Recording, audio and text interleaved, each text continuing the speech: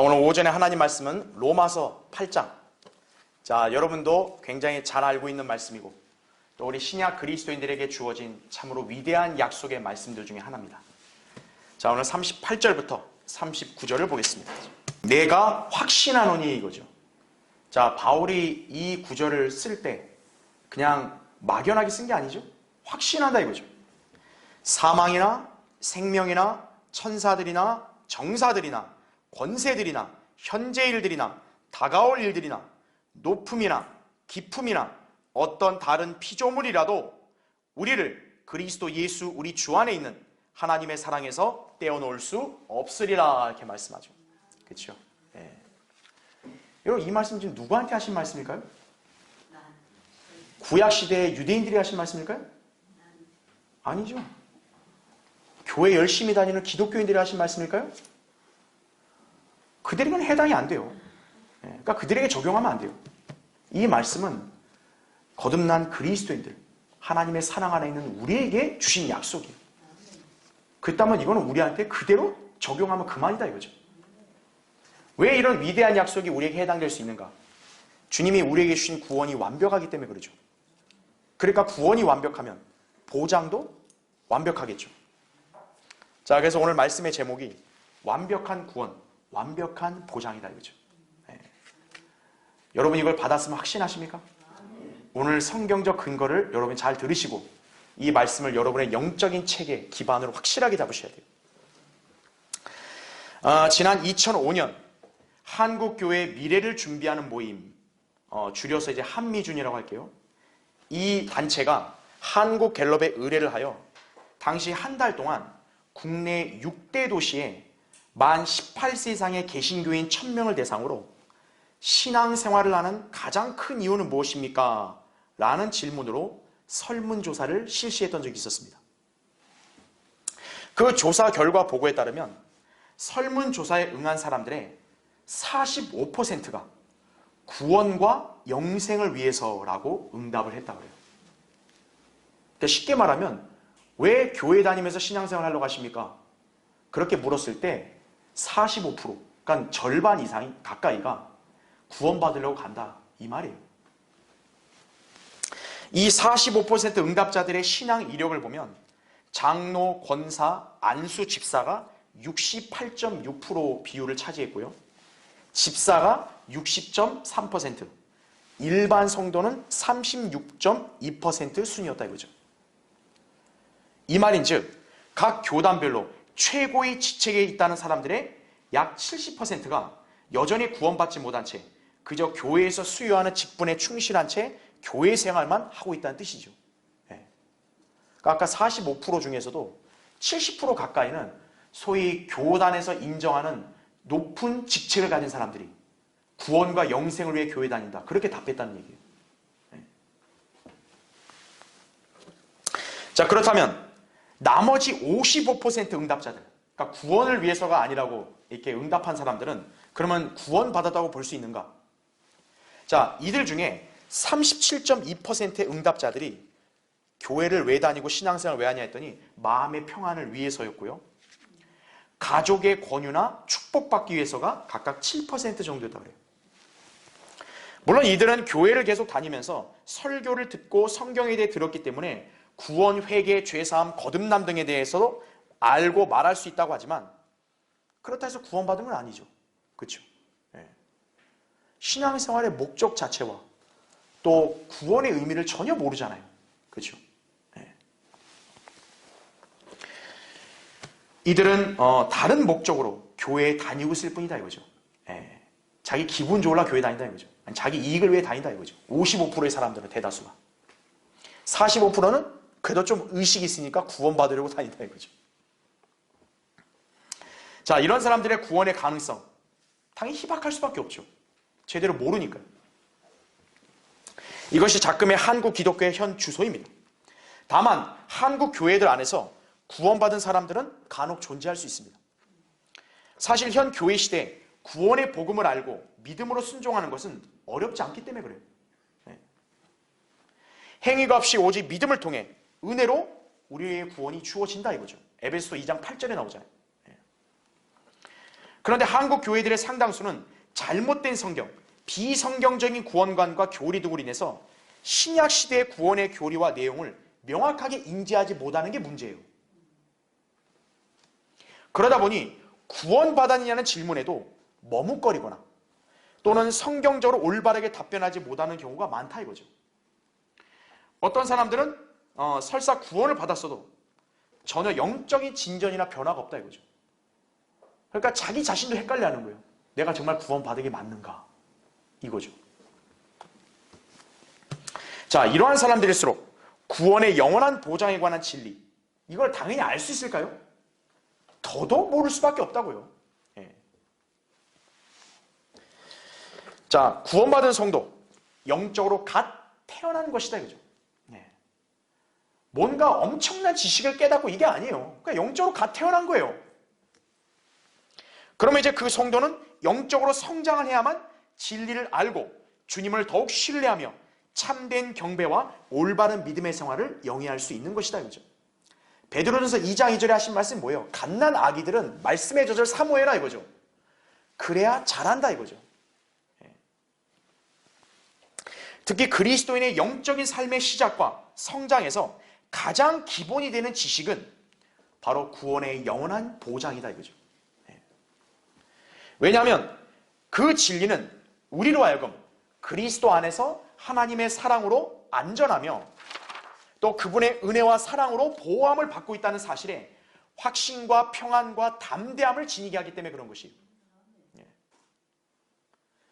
구원이 영원히 보장된다는 그 확신이 있어야 그 기반이 튼튼함으로써 그 사람이 체계가 이제 딱 잡힐 수 있는 거죠.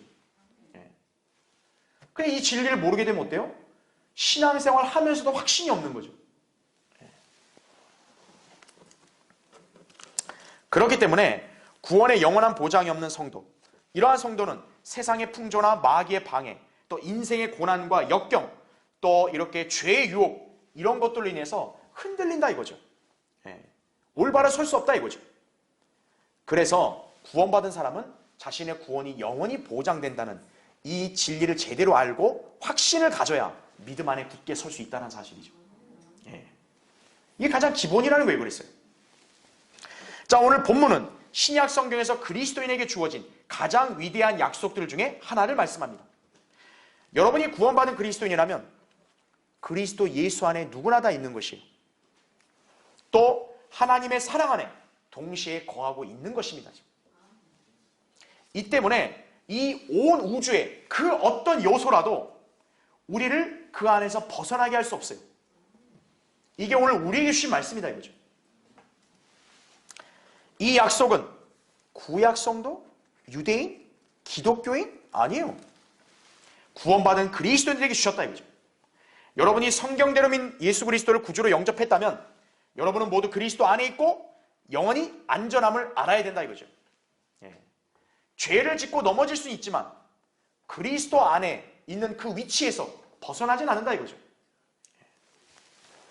그런데 오늘날 무수한 교회들은 이 쉽고 명확한 신약 구원의 교리에 무지하여 마치 구원을 끝까지 견디고 지켜야 구원받을 수 있는 것으로 착각하고 있다 이거죠. 왜냐하면 이들은 성경에서 다른 시대의 성도들에게 해당되는 말씀을 엉뚱하게 오늘날 자신들에게 적용하는 우를 범하고 있기 때문에 그런 거예요. 이게 누구에게 하는 말씀인가? 나에게 하는 말씀이어야 내가 듣는 거죠. 나에게 해당이 안 되면 나한테 억지로 적용시키면 안 되죠. 성경을 올바로 나누어 적용하지 않았기 때문에 또 변개된 성경으로 인해 잘못된 교리에 매몰되었기 때문에 한국의 대다수의 기독교인들은 구원의 교리도 제대로 모르고 또 구원이 영원히 보장된다는 것도 확신하지 못하는 거예요. 이제 우리는 은혜로 주어진 구원이 얼마나 완벽하고 또 그 구원이 왜 완벽하게 보장되는지를 살펴봄으로써 주님의 은혜와 사랑에 감사와 찬양이 넘치고 더욱 확신 가운데 믿음의 생활을 정진해 나가야 할 것이다 이거죠. 오늘 설교의 주제는 구원의 영원한 보장에 관한 진리를 명확하게 알라 이거죠. 그냥 막연하게 알지 마세요. 그러니까 여러분도 뭔가 그렇겠지 그렇거니 하면 안 돼요. 이 구원의 영원한 보장에 성경적 교리를 근거로 해서 명확하게 알아야 된다 이거죠. 자, 살펴보겠습니다. 첫 번째, 예수 그리스도께서는 우리를 위해 영원한 구속을 완성하셨다 이거죠. 우린 불완전한 구속사역으로 구원을 받은 사람들이 아니에요. 완성된 구속사역으로 구원받은 사람들이에요. 요한복음 19장 30절에 예수님이 하신 말씀이 뭡니까? 십자가에서 숨을 거두시기 전에 다 이루었다 이거죠. 예수 그리스도께서 나타나시기 전까지 이 땅에 그 어떤 죄인도 거듭난 적이 없었고 자신의 죄들을 제거할 수도 없었습니다. 그때까지 인간들은 하나님의 자비하심에 따라 죄 사함을 받고 그냥 형벌을 면제받았을 뿐이에요. 죄가 제거된 건 아니란 얘기죠. 자, 그 일환으로 하나님께서는 짐승의 피 흘림을 통해 죄들을 덮어주셨던 것이다 이거죠. 그러나 어디까지?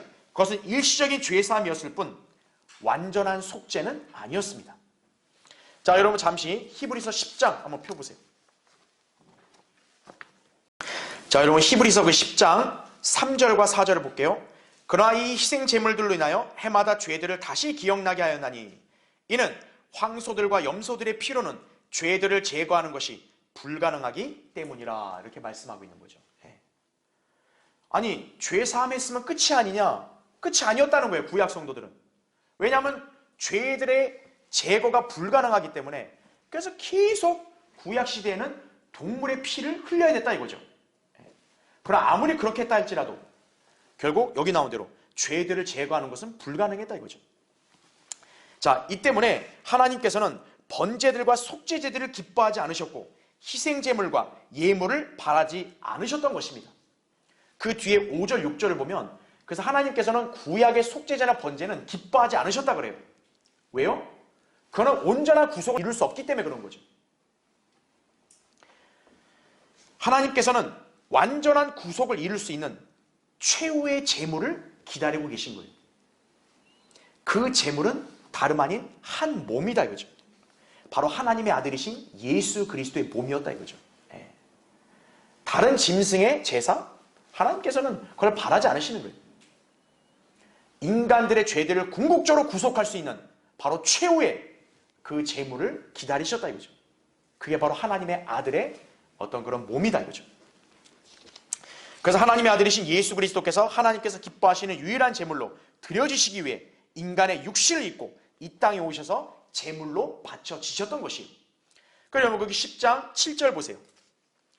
그때 내가 말씀드리기를 오 하나님이여 보소서 두루마리 책에 나에 관하여 기록한 것과 같이 주의 뜻을 행하려고 내가 왔나이다 하였노라 하셨도다 이렇게 말씀하죠. 여러분 두루마리 책이 뭐겠어요? 성경이라고요. 성경에 예수 그리스도에 관해 기록되어 있잖아요. 그렇죠? 바로 그 말씀대로 이제 이루시려고 예수 그리스도가 오셨다는 얘기죠. 그러니까 여러분 거기 9절을 보세요. 9절. 그때 말씀하시기를 오 하나님이여 보소서 주의 뜻을 행하려고 내가 왔나이다 하셨으니 첫 번째 것을 폐하시면 두 번째 것을 세우려 하심이라 이렇게 말씀한 거라고 그죠. 자, 예수 그리스도의 십자가에서의 한 번의 죽음, 구약 시대에 4000년 동안 무수히 행해졌던 제사들로도 해결하지 못한 죄들을 단번에 제거함으로써 영원한 구속을 이루었습니다. 그러니까 여러분 거기 10절 보세요. 그 뜻에 따라 한 번 예수 그리스도의 몸을 들이심으로 우리가 거룩하게 된 것이라. 제사장마다 매일 서서 섬기며 똑같은 제사를 자주 드리지만 이것으로서는 결코 죄들을 제거할 수 없으나 자 12절 잘 보세요. 이분은 자 몇 번의 속죄제를 드렸대요? 한 번이에요. 한 번의 속죄제를 영원히 드린 후 하나님의 오른편에 앉으셔서 이렇게 나오죠. 그 다음에 14절 이는 그가 자 몇 번 제사요? 한 번의 제사로서 거룩하게 된 자들을 영원히 온전케 하셨기 때문이라 말씀하는 거죠. 그래서 예수 그리스도는 십자가에서 몇 번만 죽으시면 된 거였어요? 한 번이었다 이거죠. 그분이 한 번만 십자가에 못 박혀 피 흘려 죽으시면 그 피로 이렇게 영원한 구속을 이룰 수 있었다는 얘기예요. 자, 왜 예수 그리스도의 단번 속죄가 영원한 구속이 가능한 것인가요? 예수 그리스도의 보혈은 짐승의 피와는 차원이 다르기 때문에 그런 거예요. 예수 그리스도의 피는 죄 없는 하나님의 피라고 사도행전 20장 28절에 나온다 이거죠. 그래서 예수 그리스도께서는 구약의 희생제물들처럼 여러 번 죽임을 당할 필요가 없으신 것이다 이거죠. 이게 놀랍고도 완전한 구원이에요. 주님은 자신의 피를 한 번 흘리심으로 영원한 구속을 완성할 수 있으셨던 것이다 이거죠. 그래서 히브리서 9장 12절에도 염소와 송아지의 피로 아니하고 오직 자신의 피로 한 번 성소에 들어가셔서 우리를 위하여 영원한 구속을 이루셨느니라 이렇게 말씀하셨다 이거죠. 예. 바로 이 예수 그리스도의 보혈을 통하여 신약 시대의 모든 그리스도인들이 구속을 받은 것이다 이거죠. 그래서 골로새서 1장 14절에 그 안에서 우리가 그의 보혈을 통하여 구속 곧 죄들의 용서함을 받았느니라 이렇게 말씀하는 거죠. 개역성경에는 그의 보혈을 통하여가 삭제되어 있는 거예요. 신약시대의 완전한 구속의 진리를 가려버린 거예요. 자, 그렇다면 우리가 받은 구원 또한 완벽한 거 아니에요? 그분의 구속이 완전하면, 그렇죠? 그렇다면 현재 우리의 구원도 그 상태로 영원히 보장된다는 거, 그거 당연한 이치 아닙니까? 그렇죠? 한 번 죽으심으로 영원한 구속을 이뤘다면 그 사실을 믿은 사람의 구원도 영원히 보장되는 게 당연한 이치 아니에요. 근데 뭘 또 지키려고 노력하냐 이거예요. 자, 어떤 사람이 하루는 자신의 친구인 가구 상인에게 찾아와서 어떻게 그리스도의 죽음이 속죄 사역을 완성하였는지를 설명하려고 애를 쓰고 있었습니다. 그런데 이 친구는 굉장히 목이 굳고 완고한 사람이에요. 그러니까 이 친구가 전하는 복음을 아예 받아들이지 않는 거예요. 이 가구 상인이. 이 가구 상인이 고개를 절레절레 흔들면서 뭐라고 했냐면 도저히 이해할 수 없어. 아니 예수님의 한 번 죽음, 내 죄뿐만 아니라 인간의 모든 죄가 사라졌다고? 2000년 전에 한 번 죽은 게 2000년 동안 모든 인간들의 죄들을 다 없앴다고? 아, 난 못 믿겠는데? 이렇게 뻣뻣이 거절 의사를 표시했다 이거죠. 자, 그 말을 듣고 있던 이 그리스도인 친구가 갑자기 대패를 들고는요, 옆에 놓여있는 이 아름다운 프랑스풍의 탁자의 이 표면 있죠. 이걸 막 대패질 하려고 하는 거예요. 그러니까 이 가구 상인이 깜짝 놀라면서 그를 나무라기 시작합니다. 야, 이 친구야, 아니 건들지 마. 왜 그래? 이거 완성된 거야. 왜 거기다 네가 손을 대? 자, 이렇게 얘기했다 그래요. 네가 오히려 대패질하면 더 망가져 이거예요. 완성됐기 때문에 건들지 마. 이렇게 얘기했습니다. 그랬더니 이 친구 그리스도인이 웃으면서 이렇게 대답했다고 합니다. 이보게, 나는 단지 자네에게 그리스도의 대속하심을 보여주려고 한 것뿐이네. 그리스도께서 자네를 위해 생명까지 주셨으니 그것으로 다 완성된 거야 이거예요. 그런데 자네가 자꾸 거기에다가 무언가를 덧붙이려고 하고 그러니까 오히려 망쳐놓는 것일세. 나는 자네에게 그 점을 알려주기 위해서 이렇게 한 척한 거네 이거예요. 예수 그리스도께서 행하신 십자가의 구속사역을 그대로 받아들이게, 자네를 위해 그분이 자신의 생명을 희생하셨다는 사실을 말일세. 그냥 받아들이면 되네. 그러면 자네는 자유로워질 걸세. 자, 결국 이 대답을 듣고 그 가구 상인은 예수 그리스도를 구주로 영접했다고 합니다. 네. 완성해 놓은 거예요. 거기다 왜 쓸데없이 자꾸 손을 대냐고요. 그럼 더 망가지죠. 예수 그리스도의 구속사역 완전하잖아요. 무슨 인간의 알량 행위와 의를 덧붙여요. 아유 감사합니다. 받아들이겠습니다. 그럼 되는 거죠. 예수님께서 완성해 놓으신 이 구속사역에 무엇이 불완전하냐 이거예요. 그럼에도 불구하고 오늘날 행위가 있어야 구원을 완성할 수 있다든지 또는 인내 행위로 끝까지 붙들어야만 구원받을 수 있다고 무수한 교회들과 카톨릭, 이단 종파들이 그렇게 가르치고 있어요. 이들은 복음의 진리와 구원의 교리에 관해 무지할 뿐만 아니라 오히려 구원의 복음을 죄인들에게 가리고 있다 이거예요. 그들을 지옥의 형벌에 처하게 하고 있는 죄를 짓고 있는 거예요. 고린도서 4장 3, 4절에 나온 대로. 여러분은 구원의 교리, 그에 따른 구원의 영원한 보장을 잘 알아야 합니다. 그래야 영적인 체계를 확실하게 잡는 거예요. 많은 사람들에게 이 복음의 진리를 올바로 전파함으로써 그들을 생명의 길로 인도할 수 있는 것이다 이거죠. 예. 자, 구원의 영원한 보장에 관한 진리를 명확히 하려죠. 두 번째로, 구원의 영원한 보장은 신약 그리스도인들에게 해당되는 약속입니다. 예. 자, 다시 말하면 다른 시대의 성도들에게는 이 약속이 해당되지 않는다는 의미예요. 이 때문에 성경의 여러 구절들, 특히 구약이나 일반 서신들에서는 행위를 요구하는 구원의 교리가 언급되고 있는 것이다, 그죠? 왜요? 그 신약 그리스도인들에게 주신 말씀이 아니니까. 그거는 구약 시대의 유대인들, 또 환란 시대 어느 성도들 다 대상이 따로 있다 이거죠. 우리는 우리에게 주신 말씀을 그대로 받아들이면 되는 거죠. 근데 오늘날 대다수의 교회들은 우리가 아닌 다른 시대 다른 성도에게 주신 말씀을 자기가 가지고 오는 거예요. 그러니까 헷갈리고 그러니까 혼란에 빠지는 거죠. 성경을 아무렇게나 해석하며 적용하는 이 기독교계로 인해서 오늘날 신약 구원의 진리와 영원한 보장에 관한 교리가 왜곡되어 버린 것이, 그리고 잘못 가르쳐지고 있는 것이다 이거죠.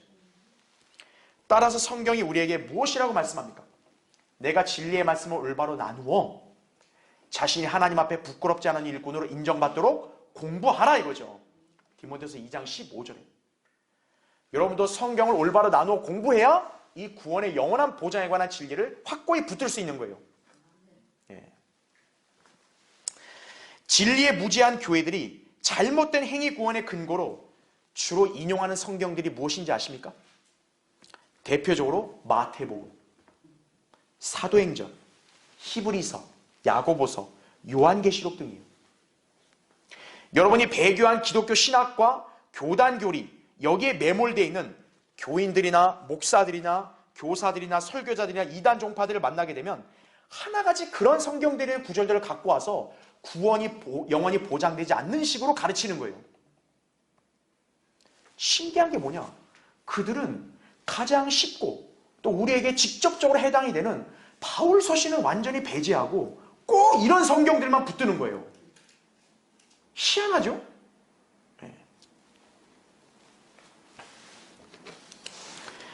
왜냐하면 자신들의 거짓 교리를 이러한 성경들로 옹호할 수 있거든요. 네. 그러나 그들에게는 애석하게도 제가 방금 열거한 이 성경들은 하나님께서 신약 교회에게 주신 교리서들이 아니에요. 네. 우리 각각 아파트에 사시는 분들은 내가 사는 집 호수에 우체통 있죠. 거기에 있는 것만 꺼내가야지. 다른 이웃집 우체통 우편물을 꺼내간다면 이거 내 거야 이러면 돼요? 그거 도둑이죠. 신약 교회에게 주신 교리서가 아니면 우리에게 교리적으로 적용하면 안 되는 거예요. 자, 제가 하나씩 구체적으로 예를 들어 설명할게요. 첫 번째, 마태복음. 유대인의 왕으로 오신 예수 그리스도를 증거하는 책입니다. 그러면 이 책은 구약에서 유대인에게 약속된 메시아와 그분이 수립하실 왕국이 성취될 기회가 주어졌음을 설명하고 있다 이거죠. 그럼 이 책의 대상은 누구겠어요? 유대인이에요. 특히나 왕국에 들어갈 수 있는 기회가 주어지는 유대인들이라고요. 비록 예수 그리스도께서 십자가의 구속을 이루시기 위해 이 땅에 오셨지만 아직 그분이 죽으시기 이전까지는 여전히 구약시대인 것입니다. 히브리서 9장 16절 17절 나온 말씀대로 유언한 자가 죽어야 효력이 발생되죠. 예수 그리스도가 십자가에서 안 죽었으면 신약이 발효가 안 되는 거예요. 따라서 마태복음은 대다수가 구약의 유대인들에게 적용되는 교리들로 가득하다 이거죠. 특히 왕국에 들어가기 위한 조건을 제시하고 있는데 그것이 바로 뭐냐면 마태복음 24장 13절에 끝까지 견디는 자는 구원을 받으리라 이 말씀입니다. 마태복음 24장은 무엇보다 유대에 있는 자들 곧 이스라엘 백성에게 장차 닥칠 일에 대한 예언을 말씀하고 있는 거라는 얘기죠. 24장을 잘 보라고요. 거기에 어디 신약 그리스도인들이 어디 있어요. 근데 그 전후 문맥을 딱 무시하고 거기 딸랑 한 구절만 딱 갖고 와가지고 끝까지 견뎌야 구원받는다. 그걸 자기에다 갖다 붙이고 있으니 이 얼마나 애석할 노릇이냐 이거예요.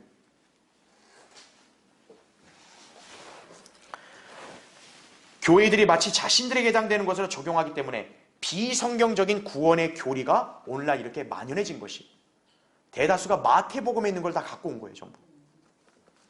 자, 두 번째, 사도행전. 사도행전은 교리서가 아니라 사도들의 행적을 다루는 역사책이에요. 당시 예수님의 승천 이후에도 여전히 하나님께서 다루시는 경륜의 대상은 이스라엘이었어요. 왕국에 들어가기 위한 복음이 전파되었다 이거죠.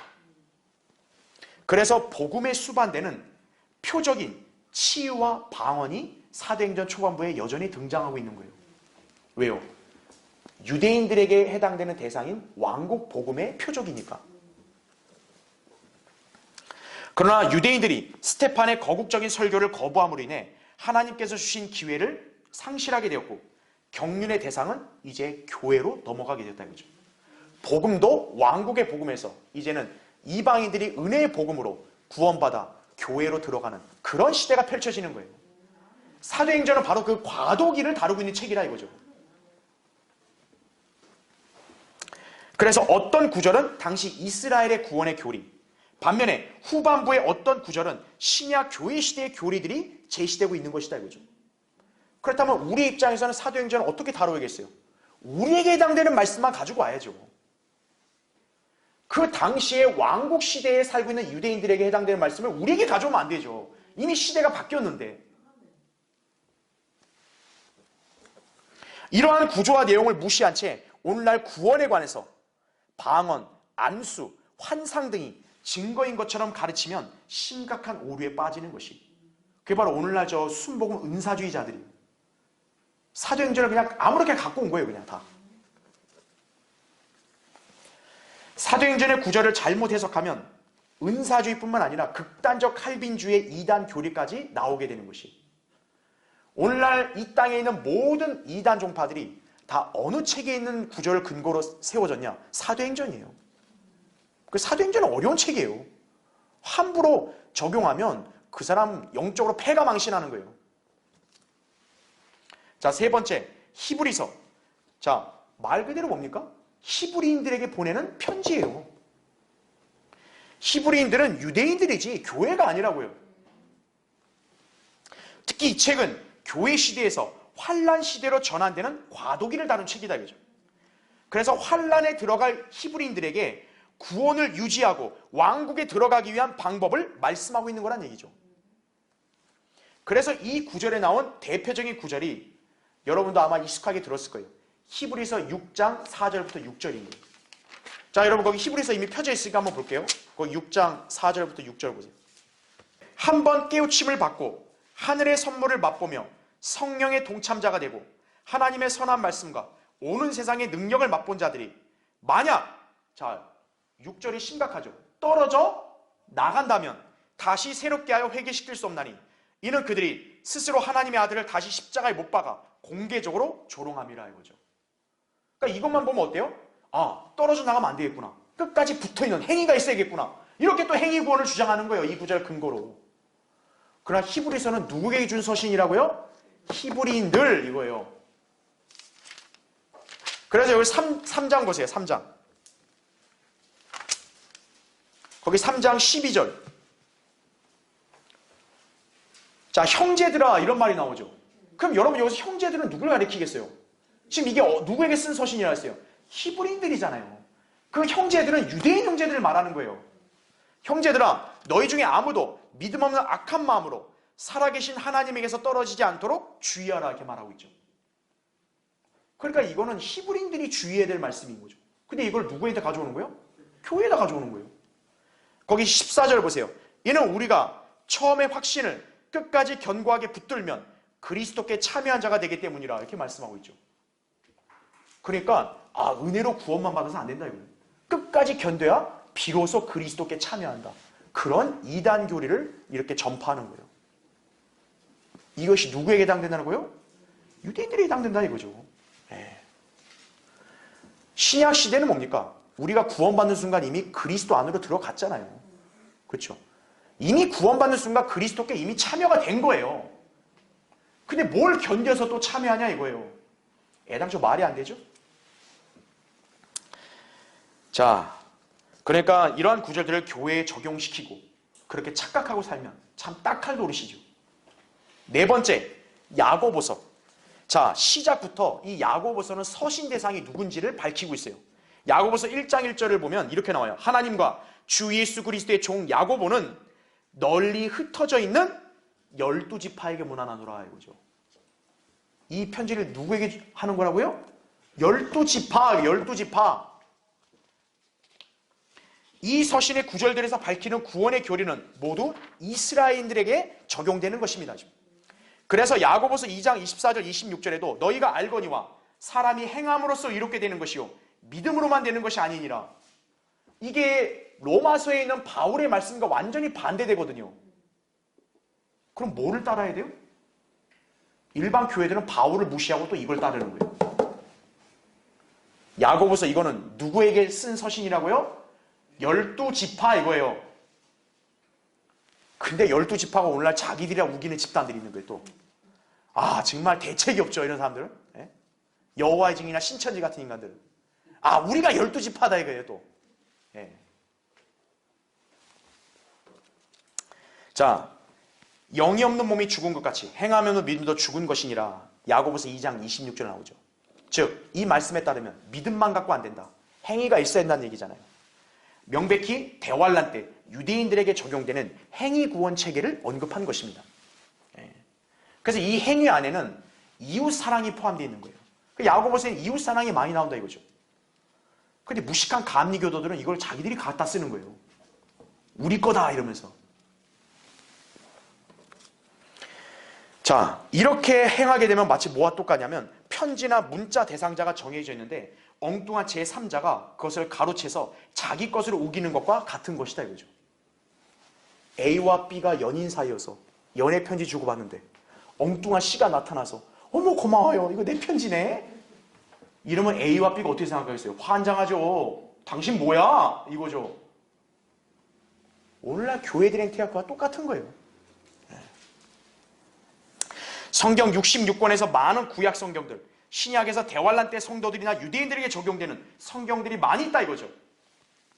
자, 그런 성경들은 분명히 적용되는 대상이 정해져 있다 이거예요.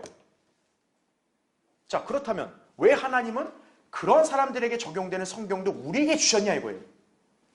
성경에 그 답이 나와요. 로마서 15장 4절에 따르면 우리에게 교훈을 위해서 성경을 줬다고 말씀하는 거예요. 그러니까 그 다른 성경들을 볼 때는 우리는 뭐를 받으라는 거예요? 교훈을 받으라는 거예요. 교훈을. 아, 이 사람들이 이렇게 해서 실패했구나. 아, 나는 그러면 실패하면 안 되겠다. 이런 식의 교훈을 받으라는 거지 그걸 갖다 그대로 쓰라는 게 아니에요.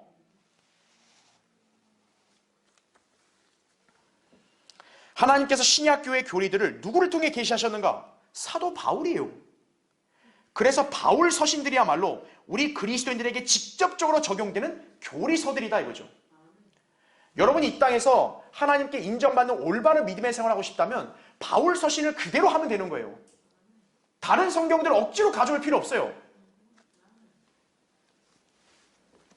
바로 이 교리서들에서 우리의 구원을 믿음을 통해 은혜로 주어졌고 그래서 은혜로 우리 구원이 영원히 보장됨을 증거하고 있다 이거죠. 그래서 바울 서신만 보면 구원의 영원한 보장에 대해서는 전혀 염려할 필요도 없고 또 어려울 이유가 없어요. 바울은 그대로 증거하고 있다 이거죠. 대표적인 책이 뭐냐면 로마서와 갈라디아서예요. 로마서 믿음으로 말미암아 의롭게 되고 구원받죠. 갈라디아서는 그렇게 구원받은 것은 믿음으로 말미암아 은혜로 유지된다 이거예요. 그래서 우리가 잘 아는 구절 의인은 뭐로 말미암아 살리라? 믿음으로 말미암아 살리라.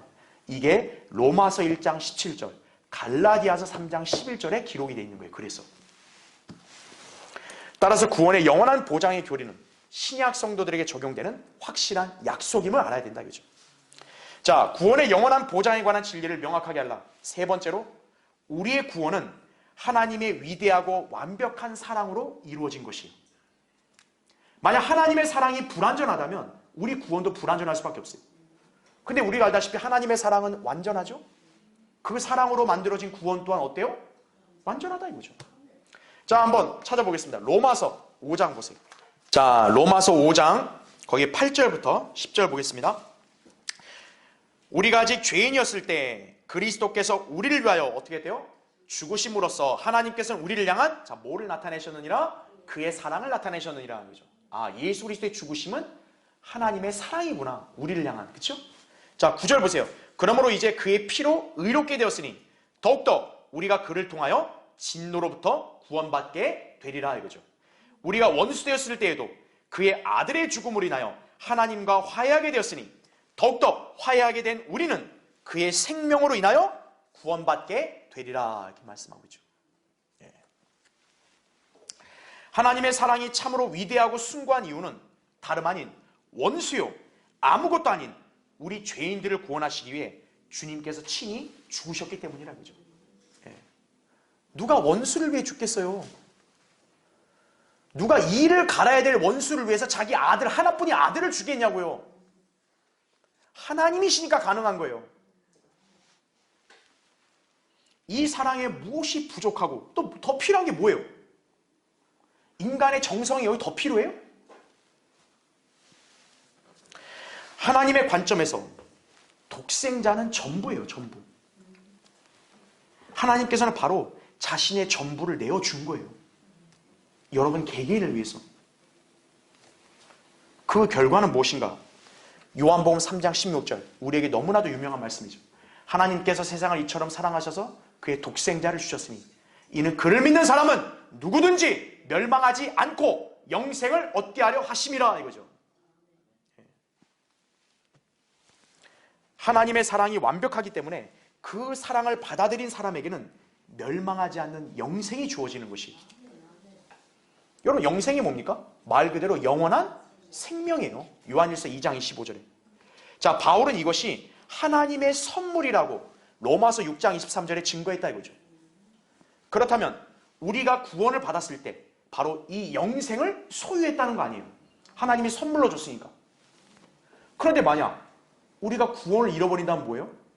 하나님이 선물을 줘놓고 얘다 다시 가요. 내놔. 우리 하나님이 그런 쪼잔한 분이에요? 아니 선물로 줘놓고 야 다시 가져와. 우리 하나님이 이런 분이에요? 자, 만약에 구원을 잃어버렸다면 우리가 지니고 있던 영원한 생명도 사라지는 거 아니에요? 여러분 영생이라는 단어가 그럼 애당초 말이 안 되죠. 영생이라는 말 자체가 뭐예요? 생명이 영원하다는 건데 사라지면 그게 애당초 영원한 생명이 아니었던 거죠. 그렇기 때문에 그리스도인의 구원을 잃어버린다고 말하는 것은 헛소리예요. 헛소리. 주님은 분명히 멸망하지 않는다고 약속했잖아요. 독생자를 주셨으니 그를 믿는 사람 누구든지 멸망하지 않고 영생을 얻게 하심이라 이거죠. 아 주님 내가 근데 오늘 화내고 막 욕도 하고 막 그랬는데 아유 너 그럼 멸망해야지. 그런 게 어디 있어요? 누구든지 멸망하지 않고 영생을 얻게 하심이라 이거예요. 예. 자, 예수 그리스도께서 구원받은 그리스도인들을 향해 구원의 영원한 보장을 확실하게 약속하셨다 이거죠. 요한복음 10장 28절 29절에 이런 말씀이 있어요. 잘 들어보세요. 내가 그들에게 영생을 주노니 이거예요. 그들은 영원히 멸망하지 않을 것이며 또 아무도 나의 손에서 그들을 빼앗지 못할 것이니라. 그들을 나에게 주신 나의 아버지는 만유보다 더 위대하시니 아무도 나의 아버지 손에서 그들을 빼앗아갈 수 없느니라 이렇게 말씀하는 거예요. 여기서 분명히 아무도 주님의 손에서 양들 곧 그리스도인들을 빼앗아갈 수 없음을 천명하셨다 이거죠. 여기다 이중보호장치까지 한 거예요. 예수님 자신의 손뿐만 아니라 아버지의 손에서도 뺏어갈 수 없다 이거예요. 어느 누가 하나님의 손에서 그분의 자녀들을 떨어지게 할 수 있겠는가 이거예요. 자, 그런데요. 십자가 이후에는 주님의 이 약속의 의미가 훨씬 깊어지고 확고해졌어요. 왜냐하면 우리가 단순히 이제 주님의 손 안에만 있는 게 아니라 우리는 주님의 몸의 일부가 돼버린 거예요. 그러니까 여러분은 단순히 예수님의 손 안에 있는 그런 존재가 아니라 예수님의 몸의 일부가 된 거예요. 다. 그게 고린도전서 12장 27절에 나온 말씀이라 이거죠. 만약에 우리가 구원을 잃어버린다면 곧 예수 그리스도의 몸의 일부가 잘라져서 떨어져 나간다는 뜻 아니에요. 그건 절대로 불가능한 일이죠. 특히 우리가 그분의 몸의 일부가 된 것은 바로 그분께서 자신의 생명을 내어놓는 위대한 사랑이 있었기에 가능했던 것입니다. 자, 그 점에 관해서 사도 바울이 에베소서 5장에 남편과 아내의 사랑으로 비유를 해서 설명하고 있는 거예요. 자, 제가 간략히 읽어드릴 테니까 들어보세요. 에베소 5장 25절에는 남편들아 너희는 자기 아내를 사랑하되 그리스도께서 교회를 사랑하셔서 교회를 위하여 자신을 주신 것 같이 하라 이렇게 말씀하죠. 자, 남편인 예수 그리스도가 아내인 교회를 얻기 위해서 어떻게 했다는 거예요? 자기 생명을 내어놨다 이거예요. 네. 사랑 때문에 그렇게 하는 거죠. 자, 계속 읽을게요. 사람마다 항상 자기 육신을 미워하지 않고 오히려 육성하고 아끼기를 주께서 교회에게 하심같이 하나니 이는 우리가, 잘 들으세요, 그의 몸과 그의 살과 그의 뼈의 지체임이라 이렇게 말씀합니다. 에베소 5장 29절 30절에. 즉 예수 그리스도가 우리를 사랑해서 자신을 주셔서 우리를 구원했죠. 그 결과가 뭐라는 거예요? 우리가 그의 몸과 살과 뼈의 지체가 됐다 이거죠. 그래서 바울은 우리가 그리스도 안에 있는 하나님의 사랑에서 결코 떨어질 수 없다고 역설을 했던 것이. 자, 사랑의 관계는 뭐가 있습니까? 증표가 있기 마련이죠. 연인 사이에는 커플링, 커플티, 목걸이 등을 하죠. 부부 사이에는 결혼반지 혹은 예물을 이렇게 주고받죠. 그렇다면 하나님께서 우리를 사랑하시는 증표로 무엇을 주셨는가요? 성령의 보증을 주신 거예요. 로마서 5장 5절에는 소망이 부끄럽지 않은 것은 우리에게 주신 성령에 의하여 하나님의 사랑이 우리 마음속에 부어졌기 때문이라 말씀하고 있다. 또 고린도서 1장 21절 22절에 이런 말씀이 있어요. 잘 들어보세요. 이제 우리를 너희와 함께 그리스도 안에서 확정하시고 우리에게 기름 부으신 그분은 하나님이시니 그분은 또한 우리를 인치시고 우리 마음속에 자 뭐를 주셨다고 나와요?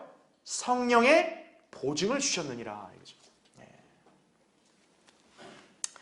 그리스도인은 약속의 그 성령으로 인침을 언제까지 받았냐? 구속의 날까지 받았다고 에베소 1장 13절 14절 4장 30절에 말씀하고 있다 이거죠.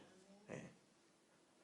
그러니까 하나님이 사랑의 증표로 우리에게 성령의 보증을 줬는데 그 성령의 보증이 없어지거나 떠나는 게 아니라는 거죠. 언제까지? 구속의 날까지.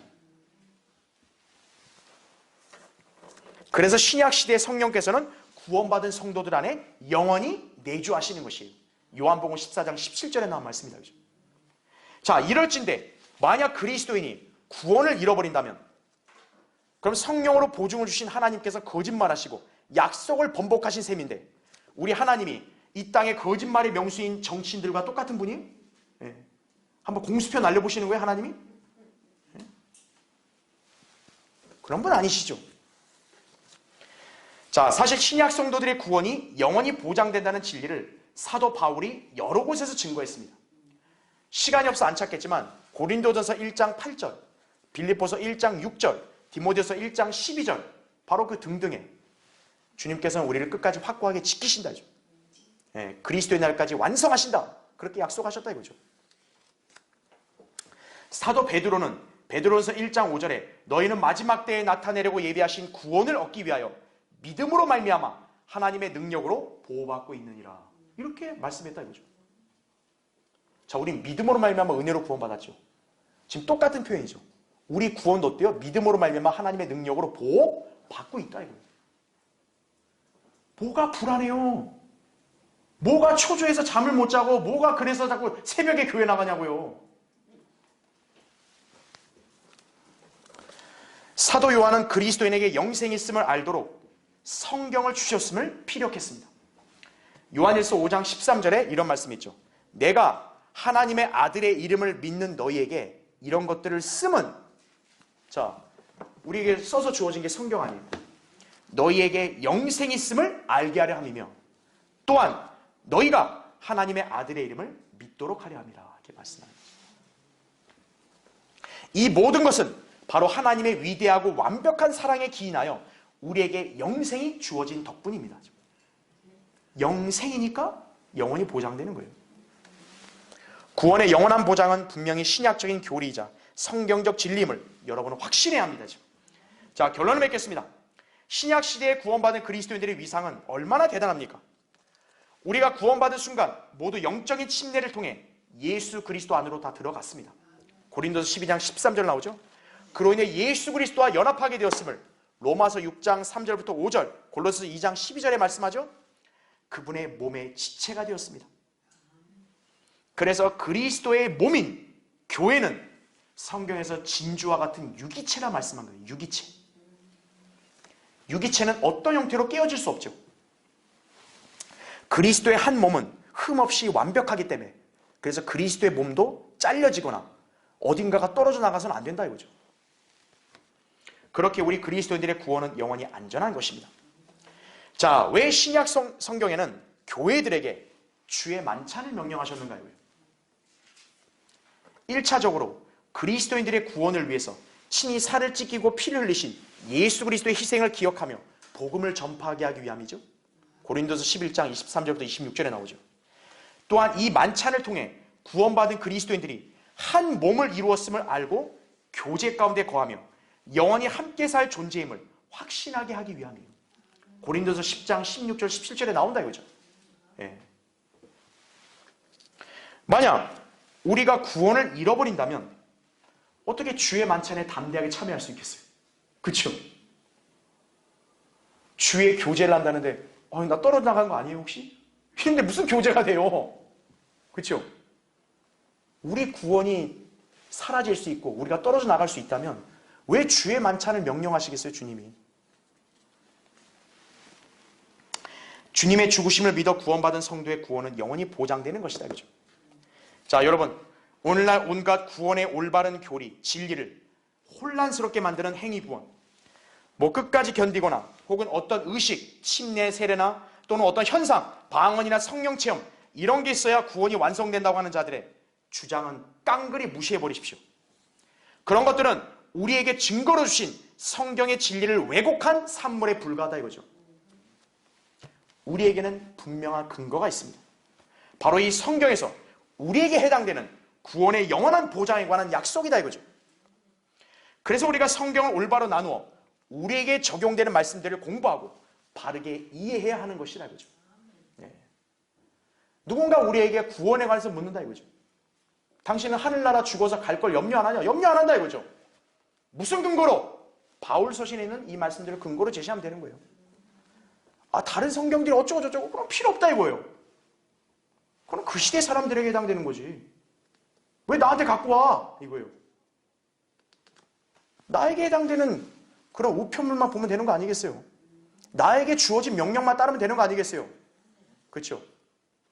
대한민국 국민이면 대한민국 헌법만 따르면 되지 아프리카법을 따를 필요 있어요? 없잖아요. 여러분은 바른 성경을 통해 진리의 지식을 올바로 인지하셨죠? 그렇다면 최소한 구원의 진리와 영원한 보장에 관한 교리는 의심의 여지 없이 받아들여야 합니다. 그럴 때 영적인 체계가 확고하게 자리를 잡는 거예요. 하나님의 뜻 안에서 올바로 성장하게 되는 것이다 이거죠.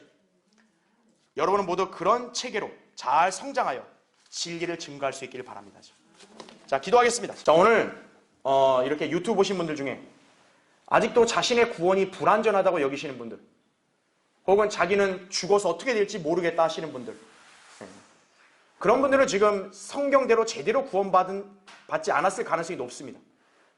또 구원의 영원한 보장을 지금 확신하지 못하시는 분들, 그런 분들은 오늘 성경대로 예수 그리스도의 복음을 제대로 알고 믿어서 구원받아야 됩니다. 여러분이 먼저 죄인이라는 사실을 하나님 앞에 회개하는 마음으로 이렇게 죄를 시인하고 예수 그리스도가 여러분의 죄들을 위하여 십자가에서 피 흘려 죽으시고 3일 만에 부활하심으로 여러분의 죄들을 완전히 제거하신 거예요. 그걸로 끝난 거예요. 여러분은 그 사실을 그냥 믿으면 되는 것이에요. 성경에는 마음으로 믿고 입으로 고백하여 구원에 이른다 그렇게 말씀하셨어요. 자, 여러분, 우리 유튜브 보신 분들 중에 아직 그렇게 하지 못하신 분들은 제가 여러분을 위해서 기도할 때 여러분도 오늘 마음으로 믿고 저를 따라 이렇게 입으로 고백하셔서 정말 확실하게 구원을 받고 구원의 보장을 확신하는 계기가 되어야 됩니다. 자, 저를 따라 이렇게 기도하시기 바랍니다. 위대하신 하나님, 저는 죄인입니다. 그래서 저는 죽으면 지옥에 갈 수밖에 없습니다. 하지만 예수 그리스도께서 저의 죄들을 사하기 위하여 십자가에 피 흘려 죽으시고 장사된 지 3일 만에 부활하신 사실을 제 마음에 믿습니다. 이제 제가 예수님을 제 구세주로 믿고 영접하오니 제 안에 들어오셔서 저를 구원해 주십시오. 저를 구원해 주셔서 감사합니다.